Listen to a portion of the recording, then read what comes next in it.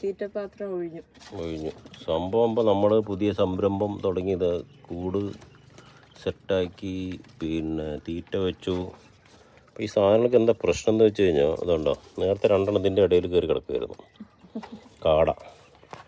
ഇപ്പം ഇത്തിരി ആക്രാന്തം കുറഞ്ഞിട്ട് ഇത്ര നേരം ഇനിയിപ്പോൾ ഈ ഗ്യാപ്പൊക്കെ അടയ്ക്കേണ്ടി വരും തോന്നുന്നു അല്ലേ? ചെറിയ ഗ്യാപ്പുകളൊക്കെ പേപ്പർ വെച്ച് 10-30 ഉണ്ട്. ഇത് മുട്ട എല്ലാം പെണ്ണാണെങ്കിൽ അല്ലേ രക്ഷപ്പെട്ടോ. ഫുള്ള് ഡെയിലി 30 മുട്ട. നമ്മളിത് കൊണ്ട് വലിയൊരു ഫാം തുടങ്ങും. ഫാമിൻ്റെ മുതലാളിയാണ് നമുക്ക് കേട്ടോ. ഫാം മുതലാളി ഞാനും മുതലാളിയാണ്. 2 മുതലാളികൾ, ഡബിൾ മുതലാളിമാരാണ്. അപ്പോൾ സംഭവം ഉഷാറായിട്ട് തീറ്റയൊക്കെ നടക്കുന്നുണ്ട്.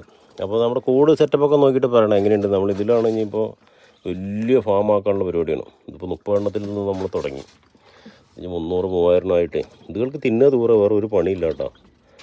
തിന്ന ദൂരെ തിന്നേരുത്. അവിടെ പോയിട്ട് ഇങ്ങനെ കിടന്നുറങ്ങും. പിന്നെ പറക്കാനൊക്കെ നോക്കണ്ട. 3 ദിവസം ആയിട്ടുള്ളൂ. 10 ദിവസം ആയാൽ അറിയാം വലുപ്പം. ഇതിൻ്റെ ഇടവഴിക്കൊക്കെ പോകുമെന്നുള്ളതാണ് പ്രശ്നം. വേറെ കുഴപ്പങ്ങളൊന്നുമില്ല.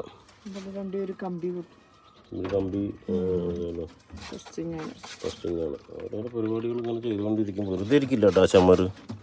ജനിച്ചിട്ട് കഴിഞ്ഞ ജന്മത്തെ എന്തോ പട്ടിണി കിടന്ന് മരിച്ച പോലെയാണ് ഇതിൻ്റെ തീറ്റ കാണുമ്പോൾ തോന്നുന്നത്. ഭയങ്കര സ്പീഡാണ് തിന്ന അപ്പിയിടുക വേറെ ഒരു പരിപാടി. അതിന് മുകളിലുണ്ട് കോഴിയിലെ മുട്ടയിടാൻ കണ്ട. മുട്ട നിങ്ങൾക്ക് വേണമെങ്കിൽ ലൈവായിട്ട് ഇടുന്ന കാണാം കേട്ടോ. കോഴി ഈ കൂടിൻ്റെ മുകളിലാണ്.